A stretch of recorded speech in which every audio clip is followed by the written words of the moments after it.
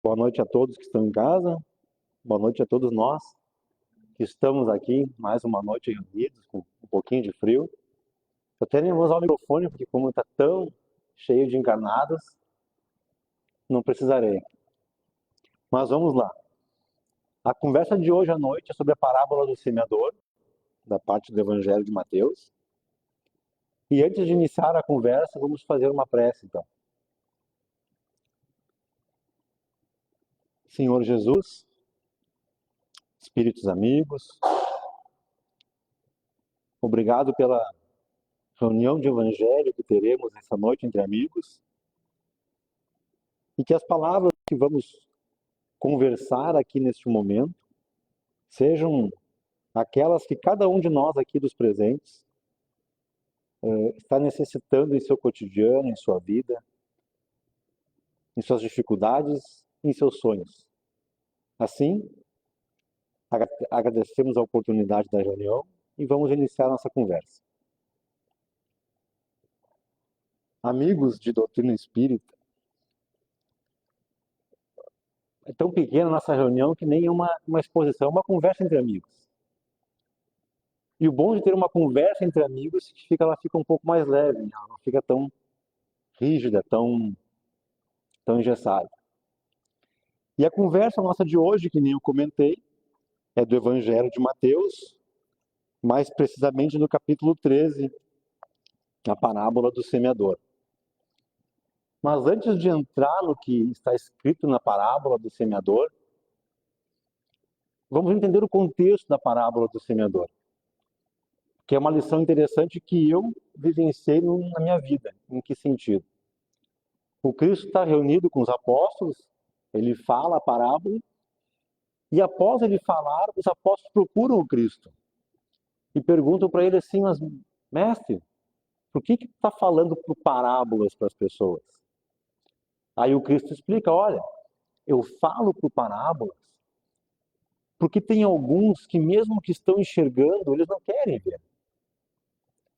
Tem alguns que estão ouvindo, mas eles não querem escutar. E ele está falando de um povo religioso, de um povo que conhecia a letra religiosa. Mas por que nós, talvez fôssemos nós, ouvíamos e não queríamos ouvir? Enxergávamos, mas não queríamos ver. Porque o ato de eu entender que as letras sagradas de qualquer religião e do espiritismo, elas vêm me tirar da minha zona de conforto e vêm me mostrar que aquilo que eu creio, que eu, com o meu conhecimento de mundo ele é real, na verdade não é. Ela me modifica, ela me obriga a uma modificação. E aí entra a nossa dificuldade, que é sair da zona de conforto estando num momento confortável, é uma redundância. Porque quando eu estou com um problema e eu entro na casa espírita, é fácil ver os problemas, eu quero resolver, chega desesperado. E quando chegamos desesperados, aquele monte de coisas supérfluas do mundo, nós perdem sentido e nós conseguimos enxergar o problema. Agora, quando nós entramos na zona de conforto, nós não queremos ver os problemas, porque está bom. E é isso que o Cristo fala, aqueles que estão vendo, eles não querem. E é um fato que eu vi isso no cotidiano, em que sentido? Muito tempo atrás, quando eu conheci o Espiritismo, eu li o Livro dos Espíritos, eu fiquei fascinado com o Livro dos Espíritos. E eu não queria ler mais nada. Ah, vai ler o Evangelho. Aqui eu vou ler o Evangelho, eu quero essas coisas de Jesus. Eu quero ler o Livro dos Espíritos. Mesmo que ele indique pra gente que o guia é Jesus, né? Mas é a teimosia.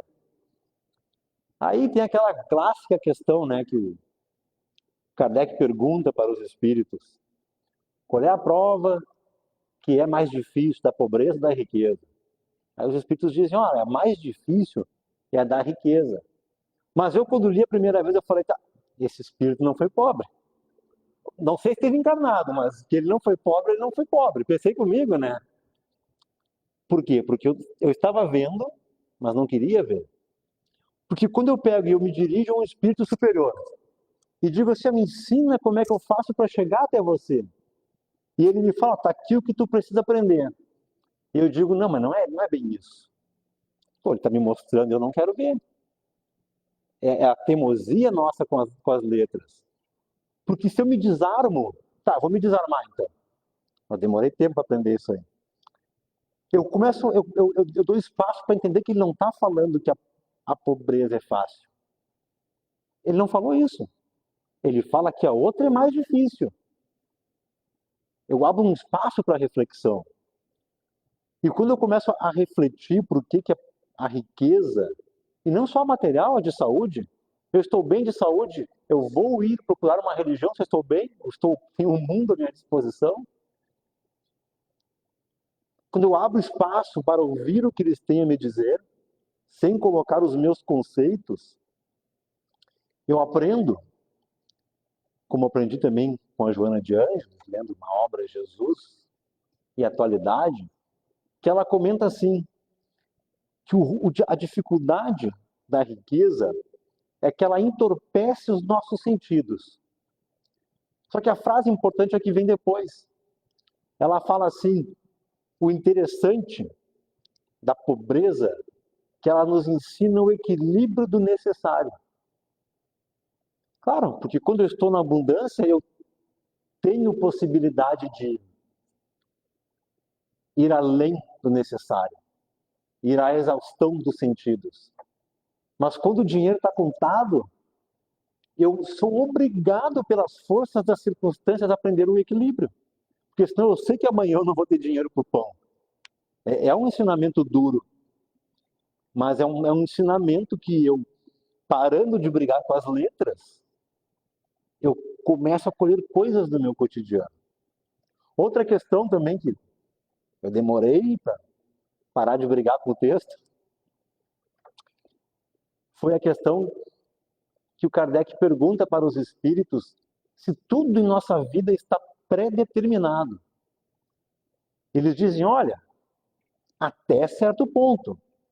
Não vai imaginar que está passando embaixo de uma escada e cai um tijolo e isso estava escrito. Não vamos ser tão radicais. E quando eu começo a entender que há uma certa maleabilidade na minha vida, eu tenho as grandes provas que não tenho o que fazer. Mas tem as pequenas escolhas do cotidiano. Eu entendo também que tem aquela questão que vem junto com essa, que ele pergunta se a gente nasce num lugar que é muito difícil. Eu reencarno num ambiente criminoso. O arrastamento para o crime é irresistível. Os espíritos dizem, não, não é irresistível. É uma prova do espírito. Claro que o meio influencia, mas ele não é irresistível. Todavia, daí nós estamos lá, aí quando nós cometemos um deslize, mas é que eu estava envolvido naquele meio. De novo, eu não estou querendo ver o que está escrito. E essa foi a grande virada que eu creio, não é do entendimento, mas de poder começar a vislumbrar o que os espíritos querem nos dizer, é parar de brigar com o texto. E quando eu parei de brigar, eu acho que meu espírito guia, acho que algum dia eu estava sentado, porque eu não sei dizer qual é o dia que foi assim, aconteceu tal coisa, eu parei de brigar. Não consigo dizer o momento.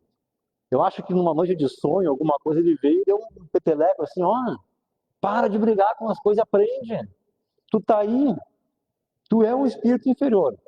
Tu está num planeta inferior, o que tu quer estar discutindo? Aprende, te desarma.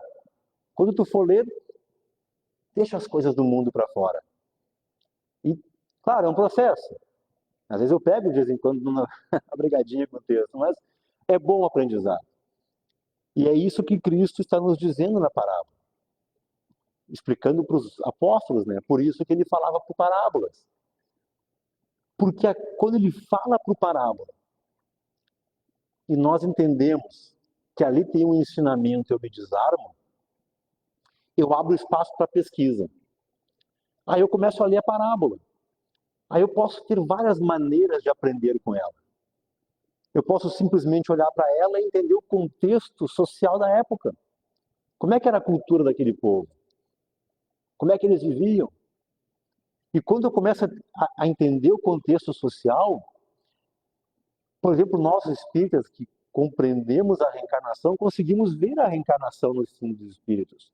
Porque se eu vou estudar como é que era a cultura dos judeus, eu entendo que os fariseus eram aqueles que comandavam a religião, e eles tinham como um dogma a reencarnação, eu começo a entender porque o Cristo dizia assim, olha, eu vou destruir esse templo e em 3 dias eu vou ressuscitar ele. Ele está dizendo, ó, a vida continua. Ele está mostrando, porque ele está naquele contexto. Tem palavras que ele não precisa falar explicitamente porque está no contexto da cultura. Eu posso pegar e fazer uma análise gramatical.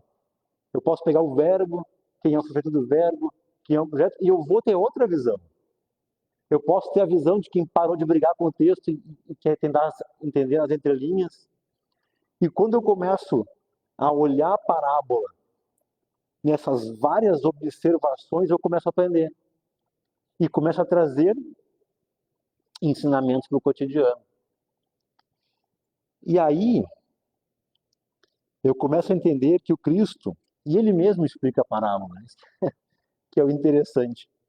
Porque uma época, nessa minha época que eu brigava com o Evangelho, era uma viagem, mas vamos lá. Eu dizia assim, não vou ler essas coisas de Jesus, não quero religião, eu quero ler o livro dos Espíritos, porque isso aqui é profundo. Aí quando eu me desarmei, e eu resolvi aprender com quem está ensinando, eu abro a introdução do Evangelho segundo o Espiritismo, o que Kardec diz? Aqui será feito um estudo da moral espírita. Então, durante anos, o Paulo não leu o Evangelho porque ele estava brigando com a religião. Só que o Evangelho é um ensino de moral do cotidiano. Porque o que é a religião no Espiritismo? Somos nós aqui, sentados, sabendo que existe um Criador maior.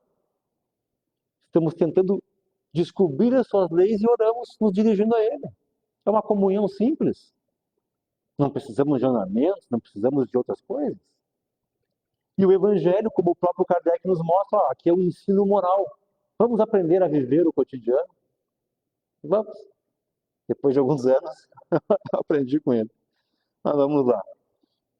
Diz assim, ó, eu vou ter que tirar o óculos aqui porque eu não consigo ler de óculos. Eis que o semeador saiu a semear. E a semear, uma parte caiu à beira do caminho, e vieram as aves e as comeram.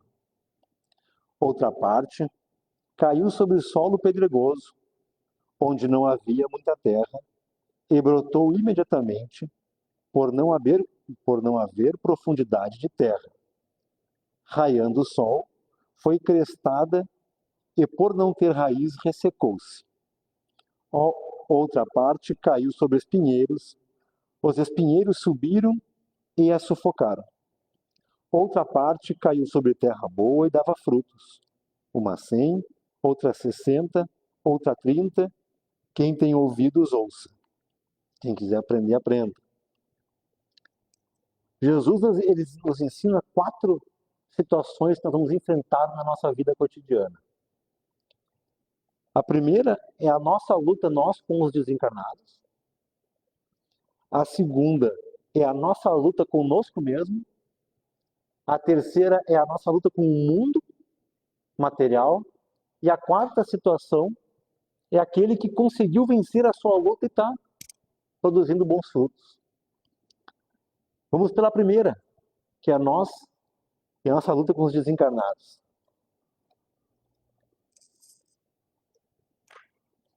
E, ao semear, uma parte caiu à beira do caminho, e vieram as aves e as comeram. Aí Jesus ensinando para a gente, para nós. Todo aquele que ouve a palavra do reino e não a compreende, vem o malvado e se apodera do que foi semeado no seu coração. Esse é o semeado à beira do caminho. Jesus explicitamente fala, olha, tu escutou em algum momento da tua vida alguma palavra religiosa, e para nós o Espiritismo, e vem o malvado, vem aqueles que estão desencarnados e retira do teu coração o que tu aprendeu. Ele não quer que tu faça a tua transformação moral. E Jesus, ele está num contexto explicando do mundo espiritual para nós. E nós sabemos, nós espíritas temos a obrigação de saber da batalha espiritual que enfrentamos no nosso cotidiano. E quantas vezes nós começamos a fazer um movimento de transformação e eu sei que eu preciso aprender coisas para poder me transformar. E é o meu dia de vir ao centro espírita. Mas naquele dia alguma coisa acontece. Nós sabemos disso. Quantas vezes nesse movimento de aprender as letras, coisas no cotidiano parece que nos começam a afastar. Ideias, sugestões que não são nossas. E nós espíritas percebemos isso porque nós estudamos isso. E o Cristo está dizendo, vem o malvado e tira aquilo que está sendo plantado no teu coração. Nós não podemos ignorar esta luta que é real e concreta no nosso dia a dia. Às vezes em casa, estamos num momento bom e do nada, por um motivo pequeno, se transforma numa briga grande. Será que não foi um pequeno momento que eu me baixei com o pensamento e veio a influência? E de novo, nós espíritas temos consciência disso, não podemos ignorar, porque é o Cristo nos ensinando. E tu veja, o Evangelho é cotidiano. É o Cristo nos mostrando, olha, existe a batalha espiritual. Até hoje à tarde, acho que foi. Eu estava vendo, eu até mandava minha esposa, eu não mandei, enfim. Eu estava vendo tinha aquela novela Viagem, né? Antiga novela, eu lembro que era pequenininho quando passou aquela novela. E no meu YouTube veio uma coisa da novela, eu cliquei para assistir. Aí era bem isso aí, né? Tava a família ali e aparece lá o Alexandre, né? O espírito do mal. E tá todo mundo bem, e ele chega perto de alguém, ele começa a ficar meio bravo, a pessoa fica brava. E é interessante vermos essa influência direta no nosso cotidiano e fazermos as observações da nossa vida. Nos momentos que nós estamos, tá tudo bem dentro de casa, tá tudo bem no meu trabalho, e por algum momento eu me sinto estranho e começo a querer brigar. A gente tem que fazer a leitura, é o malvado na nossa vida. É Jesus nos mostrando, olha, existe a luta espiritual. Creiam nela que ela é verdadeira. Outra situação aqui é a seguinte.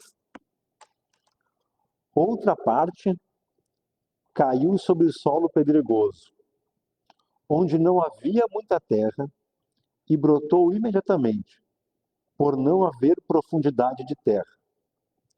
Raiando o sol, foi crestada, por não ter raiz, ressecou-se. Aí Jesus explicando essa parte. O semeado sobre solo pedregoso é o que ouve a palavra, recebendo-a imediatamente com alegria. Porém, não tem raiz em si mesmo, mas é transitório, ocorrendo provação ou perseguição por causa da palavra, imediatamente se escandalizam. Vejam que é uma luta conosco mesmo, né? Nós viemos ao centro espírita, ou lemos alguma coisa, começamos a aprender, começamos a interiorizar ensinamentos e conceitos, e vem as provas do cotidiano. E todos nós sabemos aqui, né? As provas do cotidiano, as provas da vida. Não é que elas não vão ser doídas, não é que elas não nos darão trabalho, não é que elas serão difíceis. Só que a fé, o entendimento das coisas espirituais, é a nossa fortaleza de não nos desmoronarmos no momento da dificuldade. Ah, Paulo, é fácil, está em cima falando. Não, estou sendo bem claro, eu sei. Eu não vim falar coisas que nós não sabemos, que eu não passo no cotidiano. Eu sei que no cotidiano, na vida diária, por vezes é muito difícil. É muito trabalhoso. Mas a luta consigo mesmo é uma parte da batalha da vida. É o que Jesus está nos ensinando. Para essa semente que eu estou recebendo frutificar, eu preciso entender que existe essa batalha. Aí eu venho ao centro espírita e aí acontece uma dificuldade, mas o que eu estou fazendo no centro espírita? Que as dificuldades continuam. Elas vão continuar. Lá eu estou aprendendo a me fortalecer para tentar deixá-las pequenas. Tentar. Não vamos ser hipócritas aqui de dizer, não, elas ficarão. Não, elas não ficarão. Eu tenho as minhas no meu cotidiano. E por vezes eu me deito na cama e digo, meu Deus, não, tá de brincadeira comigo. E é uma verdade. Não é porque nós aprendemos com os espíritos porque é uma questão que nós temos que aprender a fazer a distinção. Os espíritos vêm nos ensinar a teoria, mas a prática ela é trabalhosa. Não é porque eles ensinam que as dificuldades têm uma lição, que ok, mas quando eu entro na dificuldade eu não vou sofrer. O maior exemplo de tudo isso aí é a história de Jó, porque nós sempre lembramos da história de Jó da Bíblia, que ele era um cara que tinha fé, mas não é bem assim. Porque no primeiro capítulo da história de Jó, estão lá uma reunião com Deus, estão lá os deuses com seus anjos e coisa e tal, e um desafia, né? Um fala, olha, Jó só tem fé porque tá tudo bom com ele. É óbvio, até eu tenho fé, fica fácil. E aí Deus diz, não, tu pode ir lá e desafiar ele que ele vai continuar tendo fé. E o Jó começa com as suas dificuldades, e no começo das dificuldades, o Jó fala, ok, se Deus está mandando, Deus dá, Deus tira. Mas isso é o capítulo 2. Tem outros 30 e tantos capítulos que Jó passa os 30 capítulos reclamando.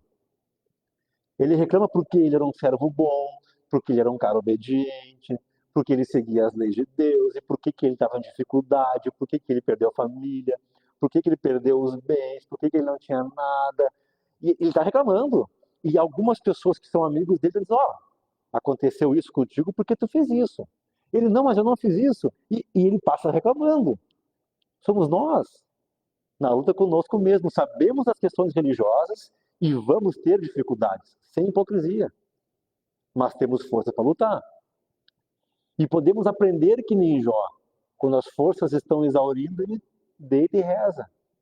Meu Deus, por que está acontecendo isso? E aí a hora que Deus aparece para ele em sonho e fala assim, mas tu estava aqui quando o sol foi criado? Aí o Jó responde, não, eu não estava. Tu estava aqui quando a terra foi criada? Não, eu não estava. Então tu não tem que entender o porquê, tu tem que aprender a passar. E quando o Jó aprende a passar, as coisas voltam à normalidade e a vida dele volta à rotina normal. Ele volta a ter os seus bens, ele volta a ter a sua família. Porque não é que nós aprendemos que existe um mundo espiritual que o mundo material perde importância. Se ele não tivesse importância, nós estaríamos encarnados, né? Só tem que haver o equilíbrio entre matéria e espírito. Então, o Cristo está nos mostrando, ó, haverá lutas contigo mesmo. A outra parte da parábola é a seguinte. Outra parte caiu sobre espinhos, e os espinhos subiram e a sufocaram. Aí o Cristo ensina.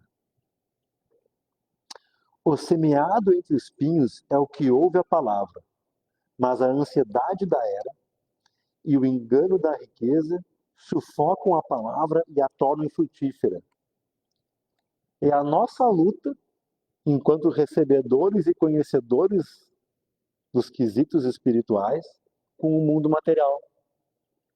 A ansiedade da era, imagina se fosse essa palavra nos dias atuais. Queremos tudo para ontem, e é uma luta. Mas a questão é a luta com as riquezas materiais. Está claro isso aqui. Então, eu resolvo me modificar como ser humano através do Espiritismo. E na minha vida eu nunca tenho compromissos à noite. Aí eu penso, vou começar a ir terça-feira à noite no centro espírita. Mas do nada eu resolvo que na terça-feira à noite também eu quero ir na academia. A vida inteira eu não fui na academia.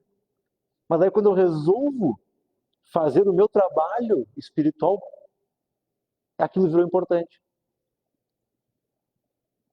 Eu tenho uma casa na praia que está lá, que eu nunca vou. Esse final de semana acho que eu vou no centro espírita. Ah, mas eu vou para casa de campo, vou para casa da praia. Não que seja errado ir, não, né? Nós não podemos ser extremos, né? Os próprios espíritos nos ensinam, olha, tem aquela pergunta do livro dos espíritos, aquele que vive em contemplação está se adiantando? Não. Se ele não faz o fato de não fazer o bem já é o mal. Então eu preciso viver o mundo. Não vamos ser, de novo, hipócritas, nós vamos descansar e viver. Mas a questão é que aquele que vive o mundo material e perde o espiritual é aquele que só dá valor ao espiritual quando não tem mais o que fazer na vida. Ah, eu não tenho mais nada para fazer essa semana, eu vou no centro espírita. Ah, não tenho mais nada para fazer, eu vou ler um livro. Eu não consigo colocar o meu compromisso de alimentar o meu ser espiritual, que é necessário. Eu tenho que viver as batalhas do mundo, mas também tenho que ter o compromisso de viver o meu lado espiritual. Ah, não precisamos vir aqui todo dia e aí, mas tem que ter o meu momento. Faz parte e eu retornarei ao mundo espiritual. Isso faz parte da jornada. Então eu sempre tenho desculpas. Não dá, eu não posso. E não é nem desculpa de vir ao centro espírita. É a desculpa de não dar atenção ao lado espiritual, de não procurar nenhuma doutrina, nenhuma palavra, nenhum entendimento. Eu sempre tenho desculpas. E aí voltamos àquele ensinamento da Joana de Ângeles, que as questões materiais entorpecem o nosso espírito. Ou que nem aquela comunicação que eu li no livro Céu e Inferno, do Allan Kardec. Na primeira parte ele faz uma explicação de que não existe esse inferno que nós imaginamos, no estado de consciência, conforme a nossa trajetória como encarnados. E na segunda parte ele tem inúmeras comunicações espíritas. Tem os espíritos felizes, os espíritos infelizes, em condição mediana, conforme o que fizeram desencarnaram. E entre os espíritos felizes só existe um que conseguiu vencer, que diz assim, ó, eu era rica, eu tinha condições materiais e consegui viver. Eu consegui vencer a matéria. De 20 comunicações, só um. É que realmente vencer a matéria é trabalhoso. Mas o Cristo nos mostra que é necessário. E a última parte, nós também chegamos no nosso horário, é aquele que conseguiu vencer essas etapas, ou identificar qual é a sua luta em uma dessas, qual é a sua maior luta em uma dessas, porque talvez eu tenha facilidade em vencer o mundo material, mas eu tenho dificuldade em vencer o mundo espiritual. Eu posso ter facilidade em compreender as armadilhas do mundo espiritual e tenho dificuldade em vencer a mim mesmo. Cada um tem a sua, cada um se olha e se acha nesse sentido, né? Quem conseguiu fazer esse vencer essas batalhas que o Cristo nos apresenta, ele fala assim: outra parte caiu sobre terra boa e dava fruto, uma 100, outra 60, outra 30. Quem tem ouvidos que ouça. E Jesus nos explicando: o semeado sobre a terra, sobre a boa terra, é o que ouve a palavra e a compreende, o qual frutifica e produz um 60, um 100, outro 30. Então, aquele que ouve a palavra e compreende. Eu parei de brigar com o texto, eu entendo os meus desafios e eu começo a vencer ele. Em algum momento eu vou vencer, eu vou cair, vou vencer, mas eu estou em batalha. E eu começo a frutificar. E a questão de ouvir, ao meu ver, não é assim, ó. Eu quero dar o 100, eu não quero dar só 60, eu quero frutificar um monte. Me parece que o Cristo está dizendo assim, olha, cada um vai frutificar diferente. Talvez eu compreenda a palavra e eu tenha facilidade em aplicar ela no meu cotidiano com a minha família. Eu tenha facilidade em compreender e aplicar ela no meu cotidiano de trabalho. Talvez outros de nós escute a palavra, realmente faça a sua modificação interior e tenha facilidade em se doar para questões de caridade. Talvez outro tenha escutado a palavra, não consegue tanto em casa, pelo menos não, já não complica tanto, não gosta muito de se doar, mas tem facilidade em ler e conversar com as pessoas. Talvez Alguém leu a palavra, não frequenta religião nenhuma, entendeu as questões de Deus, entendeu as questões do Espírito e consegue na sua vida social ser uma excelente pessoa. O que o Cristo nos mostra, ao meu ver, além de que realmente uns frutificarão mais que outros, mas é o fato de que nós não precisamos copiar a frutificação dos outros. Eu posso olhar o que eu tenho a dar neste sentido, qual a minha facilidade nessa área. Talvez uma boa palavra com o vizinho, uma dificuldade já é uma grande frutificação. Talvez a minha mudança de conduta no meu condomínio que eu moro já é uma grande mudança. Essa é a questão que nós temos que olhar a nossa vida cotidiana e ver que ela não é só a dimensão de centro espírita, sua família, seu trabalho, é vários momentos. E compreender em qual momento que eu posso frutificar melhor. Enfim, chegamos ao nosso horário. Agradeço a oportunidade, primeiro de Deus, dos Espíritos, de nessa encarnação ter me mostrado a necessidade real de transformação do Espírito e de parar de brigar com o texto. Era uma viagem. Mas é bom a gente ver, nós vermos que tem muito ensinamento. Tu vê que numa palavra pequena, se nós pegássemos aqui, ficássemos com projetores, poderíamos chamar um monte de outras coisas para o nosso cotidiano, é muito interessante. Mas enfim, chegamos no horário, e agradecemos mais uma noite reunidos, e agora eu vou fazer a prece final, e eu peço para que o médium ou os médiums do passe venham à frente para poder aplicar o passe enquanto eu faço a prece. Meu Senhor Jesus, Espíritos amigos, meu Deus, muito obrigado pela oportunidade de estarmos reunidos essa noite entre amigos para conversarmos sobre o Evangelho em nossa vida. Que nós aqui hoje, nesta comunhão em direção ao Senhor, possamos encontrar uma palavra, um texto, um parágrafo daquilo que está faltando em nossa vida, daquele direcionamento que talvez estivéssemos precisando, ou mesmo aquele de nós que está no momento bom, que encontre um objetivo,